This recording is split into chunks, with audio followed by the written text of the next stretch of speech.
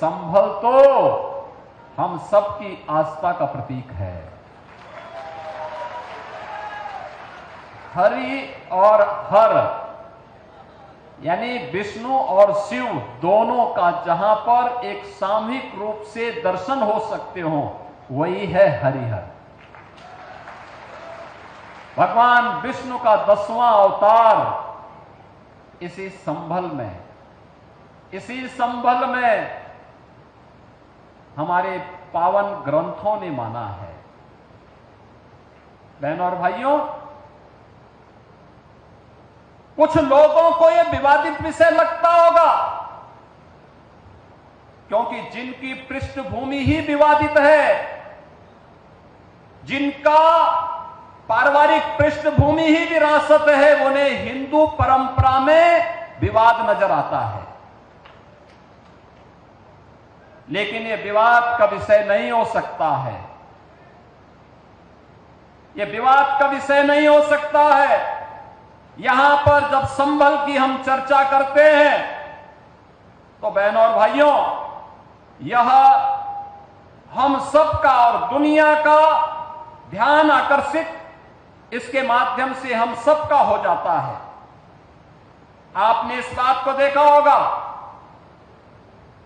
कि संभल की चर्चा जो सबसे प्राचीन पुराण है, श्रीमद् भागवत महापुराण, 5000 साल पहले रचा गया था।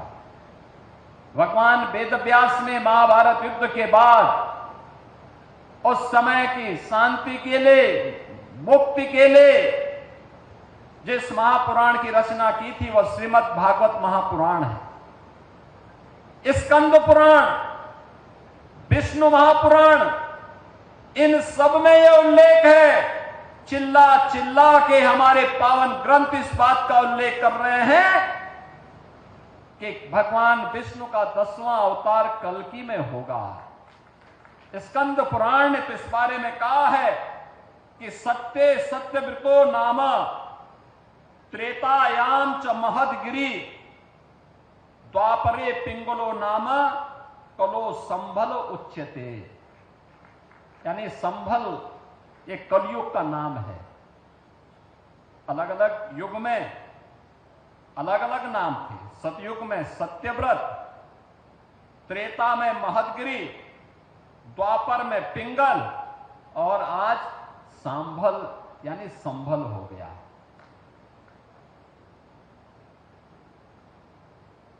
ये स्कंद पुराण कहता है और पुराण के ही इसी प्रसंग को अगर आप ध्यान में रख करके देखेंगे तो वही प्रसंग हम सबका ध्यान आकर्षित करते हैं। स्कंद पुराण ही इस बात का उल्लेख भी करता है, जहां पर स्कंद जी महर्षि अगस्त से इस बारे में कहते हैं कि आकर्णे महाभाग पूर्वे सांभलेश्वरम गंगारथ प्रामध्य सतन क्षेत्रम च योजन त्रयम। यानी यह संभल के बारे में कि संभल नगर जो भागीरथी गंगा और राम गंगा के मध्य में है, यह 36 किलोमीटर की दायरे में स्थित है। इसके महात्म के बारे में, इसके क्षेत्रफल के बारे में यह स्पष्ट उल्लेख किया जाता है और श्रीमद् भागवत महापुराण में ही इस बात का उल्लेख करता है कि यदा चंद्रस्य च सूर्यस्य च तथा तिस्य बृहस्पति एक राशो समेस्यन्ते तदा भवति तत्कृतम।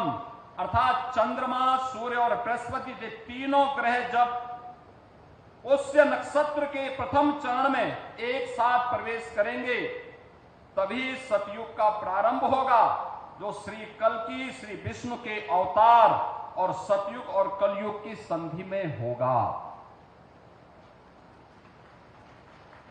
अब जिसके पास दृष्टि न हो तो उसके बारे में हम क्या कह सकते हैं। और संभल एक सच्चाई है। बहनों और भाइयों, इस सच्चाई का उल्लेख हमारा ग्रंथ कहता है। 68 तीर्थ थे। 68 तीर्थ थे यहाँ के, 19 पावन कूप थे, परिक्रमा का मार्ग था, सब कुछ था। कैसे बर्बर अत्याचारों से विदेशी आक्रांताओं ने इन तीर्थों को नष्ट किया, अपवित्र किया, कैसे इन कार्यों को अपवित्र करने का कार्य किया, कैसे कब्जे हो जाते हैं, 19 के 19 कूपों पर कब्जा हो जाता है, तीर्थों पर कब्जे हो जाते हैं, मार्ग तोड़ दिए जाते हैं, 24 कोस और 84 कोस की परिक्रमा के मार्ग को बाधित किया जाता है। परिणाम एक सच को छुपाने का कुत्सित प्रयास। लोक माता अहिल्याबाई होलकर ने अपने समय में इन तीर्थों का पुनरुद्धार किया था। उन्होंने उस समय जब काशी विश्वनाथ मंदिर के पुनरुद्धार का कार्य लोक माता अहिल्याबाई होलकर ने किया था, उसी समय भगवान सोमनाथ के मंदिर का, चाहे भगवान सोमनाथ का मंदिर सौराष्ट्र गुजरात का हो या काशी में भगवान विश्वनाथ का मंदिर, ये क्रूर आक्रांताओं के बर्बरता के शिकार हुए थे। उनका पुनरुद्धार करने का काम, यह कार्य भी लोक माता अहिल्याबाई होलकर ने किया था। तो साथ ही साथ उन्होंने संभल के इन तीर्थों के पुनरुद्धार का भी काम किया था। आज भी आप देखते होंगे लोक माता अहिल्याबाई होलकर ट्रस्ट के द्वारा तमाम तीर्थों के लिए कुछ सहयोग किया जाता है, लेकिन अब हमारी सरकार ने तय किया है 68 के 68 तीर्थों को, 19 के 19 कूपों को, परिक्रमा मार्ग के पुनरुद्धार का कार्य अब एक डबल इंजन की सरकार उठाएगी। ये हमारा दायित्व भी है, नैतिक कर्तव्य भी है, क्योंकि विकास तभी सार्थक होता है जब वह विरासत के साथ जुड़ती है। ये विरासत का संरक्षण भी है और आने वाले वर्तमान और भविष्य के सुनहरे सपने को उड़ान देने के लिए उन्हें विकास की प्रक्रिया से जोड़ने का एक अभियान भी है। उत्तर प्रदेश के संभल में मुख्यमंत्री योगी आदित्यनाथ ने नए पुलिस लाइन का दौरा किया। दौरे के दौरान उन्होंने वहां मौजूद चीजों को देखा। इस दौरान वे बच्चों के साथ खेलते भी नजर आए। एक बच्चे को गोद में उठाकर उन्होंने उसे दही खिलाया और उसके साथ खुशी के पल साझा किए।